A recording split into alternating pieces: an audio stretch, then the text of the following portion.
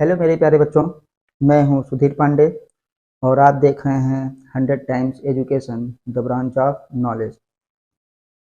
तो हम लोग बच्चों देख रहे हैं क्लास 10th की साइंस चैप्टर नंबर 2, जिसका नाम है एसिड बेस एंड साल्ट।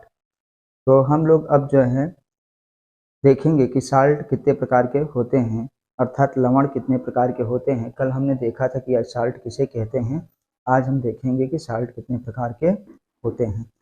तो चलिए देखते हैं। टाइप्स ऑफ साल्ट, लवणों के प्रकार। लेक्चर नंबर ये है हमारे पास, क्या है, 17, 17वां लेक्चर है। तो अब हम लोग इसमें देखेंगे कि लवण निम्नलिखित प्रकार के होते हैं। तो नंबर 1 है हमारे पास बेटा कॉमन साल्ट, जिसे हम क्या कहते हैं, नॉर्मल साल्ट। दूसरा हमारे पास बेटा अम्लीय लवण, जिसे हम कहते हैं एसिडिक सॉल्ट। और हमारे पास क्या है, तीसरा है क्षारीय लवण, जिसे हम कहते हैं बेसिक साल्ट। उसके बाद आता है बेटा द्विक लवण, जिसे हम लोग कहते हैं डबल साल्ट।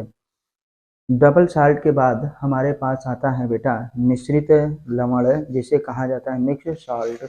और उसके बाद हमारे पास आता है संकर लवण, संकर लवण न, जिसे हम क्या कहते हैं, कॉम्प्लेक्स साल्ट। तो हम लोगों ने देखा कि साल्ट मुख्य रूप से 6 प्रकार के हैं हमारे पास। एक होता है normal salt, acidic salt, basic salt, double salt, mix salt और क्या है, कॉम्प्लेक्स सॉल्ट। तो अब हम देखेंगे कि एक एक करके सामान्य लवण क्या होता है। तो बच्चों, आगे बढ़ने से पहले आपसे रिक्वेस्ट है कि प्लीज़ चैनल को सब्सक्राइब जरूर करिए, वीडियो को लाइक करिए, अपने दोस्तों के साथ शेयर करिए और कमेंट के माध्यम से आप अपने सुझाव हमको क्या है, दे सकते हैं। तो हम लोग देखते हैं आखिर सामान्य लवण किसे कहा जाता है।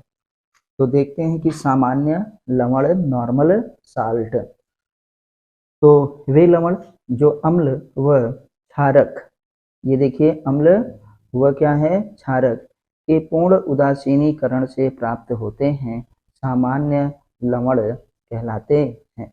जैसे NaCl sodium chloride, KNO3 potassium nitrate, Na2SO4 sodium sulphate इत्यादि, ये सब बेटा हमारे पास कौन से हैं, ये कॉमन साल्ट होते हैं।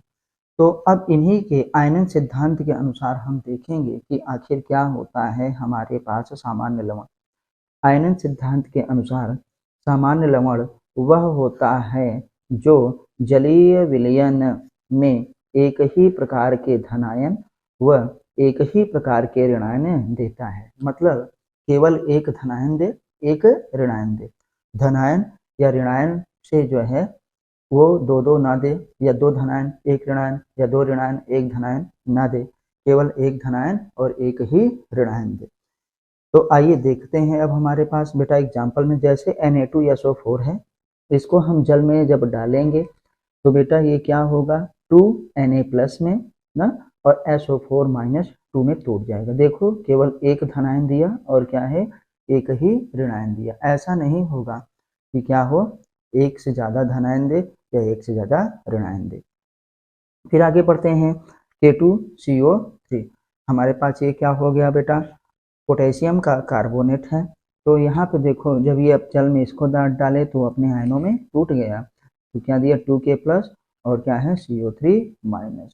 तो कार्बोनेट आयन दिया हमको, इधर क्या है, पोटेशियम आयन दिया।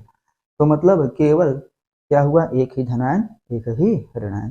तो इसको जब और एक्सप्लेन करते हैं कि आखिर क्या होता है सामान्य और, तो सामान्यतः हम देखते हैं, क्या देखे जाते हैं कि साधारणतः सामान्य लवणों के जलीय विलयन लिटमस के प्रति न उदासीन होते हैं। भैया सामान्य लवण है मतलब न्यूट्रल वाला, तो ना एसिड के प्रति कोई किसी भी प्रकार की प्रतिक्रिया देगा, ना बेस के प्रति। तो हम लोग लिटमस पेपर को जानते थे, क्या होता था, इंडिकेटर, सूचक, जो हमको अम्ल और क्षार के प्रति क्या है, सूचना देता था कि क्या कौन सा है क्षार, कौन सा अम्ल। तो सामान्य लवण क्या होता है, न्यूट्रल होता है, वो किसी भी प्रकार की प्रतिक्रिया नहीं देगा न। पर कुछ लवणों जैसे FeCl3, NH4Cl न, ये हमारे पास फेरिक क्लोराइड, ये अमोनियम क्लोराइड तथा ये कॉपर सल्फेट CuSO4 एटसेट्रा इत्यादि न, जलीय विलयन क्या है, अम्लीय तथा कुछ क्या है लवणों जैसे Na2CO3 न KCN, ये क्या है बेटा सोडियम कार्बोनेट, ये क्या है पोटेशियम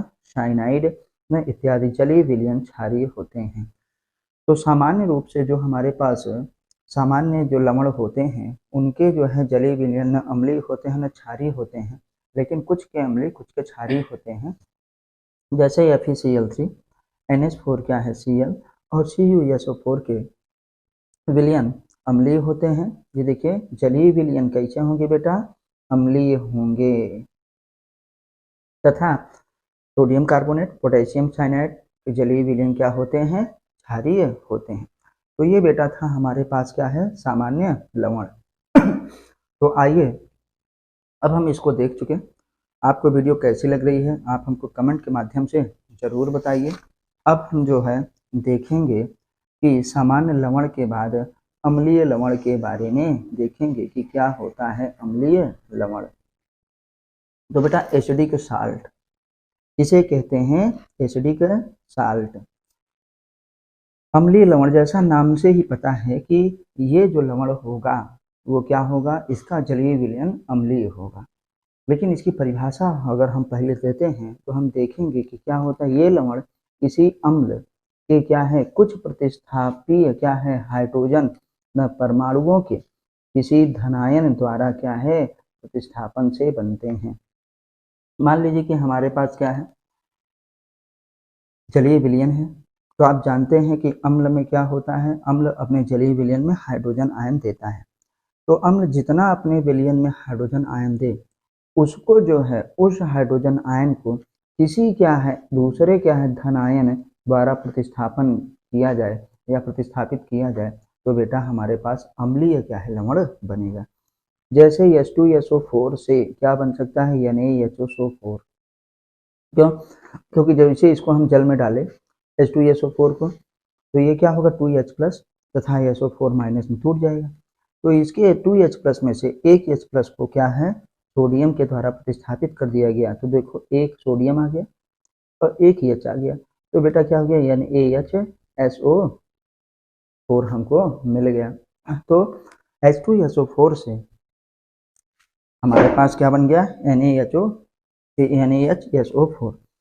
फिर देखते हैं H2CO3 से न हाइड्रोजन कार्बोनेट से हमारे पास NaHCO3 बन गया। ये क्या है बेटा हम ही जानते हैं इसको, बेकिंग सोडा है हमारे पास जिसे हम सोडियम बाइकार्बोनेट कहते हैं। फिर और देखते हैं कि H3PO4 जिसे हम क्या कहते हैं फास्फोरिक एसिड कहते हैं। फास्फोरिक एसिड से NaH2PO4 बन जाता है। इसका एक हाइड्रोजन सोडियम के द्वारा हटा दिया गया, तो देखो यहाँ 2 हाइड्रोजन बचे और एक हाइड्रोजन के स्थान पे सोडियम आ गया, तो हमारे पास ये क्या है अम्लीय लवण बना। और देखते हैं बेटा न, और इसी से अगर 2 हाइड्रोजन हटा दें तो Na2HPO4 भी इत्यादि बनता है, तो ये भी हमारे पास क्या हो गया लवण हुआ। तो अम्लीय लवण का मतलब ये होगा कि इन लवणों में याद रखिएगा इन लवणों में विस्थापनीय हाइड्रोजन शेष रहती है, सभी नहीं हो पाते विस्थापित हाइड्रोजन, 1 या 2 हाइड्रोजन शेष बचे रहते हैं। देखिए जैसे यहाँ पे 3 हाइड्रोजन था, सोडियम के द्वारा 1 हाइड्रोजन का विस्थापन हो गया, देखिए 2 हाइड्रोजन बचा है। यहाँ पे जब 2 हाइड्रोजन का विस्थापन एक और हो गया तो देखो यहाँ 1 हाइड्रोजन बचा है, तो सभी हाइड्रोजन का विस्थापन नहीं हो पाता। यह लवण जल में क्या है 2 प्रकार के धनायन देते हैं, जिसमें से एक क्या होगा हाइड्रोजन आयन तथा दूसरा कोई और क्या है धनायन होता है।